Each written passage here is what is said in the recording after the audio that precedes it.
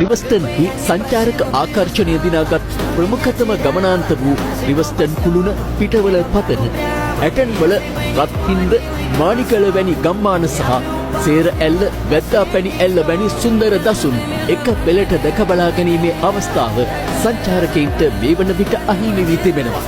එසේම රිවස්ටන් වටා හරිත වර්ණයෙන් දිලුණු කඳු පන්ති අද වන විට දුඹුරු පැහැගැන්වී ඇත්තේ තැන් තැන්වල නායම් සලකුණු මතු කරමු. රිවස්ටන් වෙත සංචාරක ආකර්ෂණය ඇදගත් බඹරකිරි ඇල්ල එදා පැවති සහ අද පවතින තත්ත්වයයි මේ. බඹරකිරි ඇල්ල නැරඹීමට පැමිණෙන ඕනෑම සංචාරකයෙකුට සදාකාලික මතකයක් ඉතිරි කළ ඡායාරූපයක් ගැනීමට ඉඩ සැලසූ සොඳුරු සංගිලි පාලම රුදුරු ජලධාරාව විසින් විනාශ කරති. Камине в 6 утра, фотография твоя.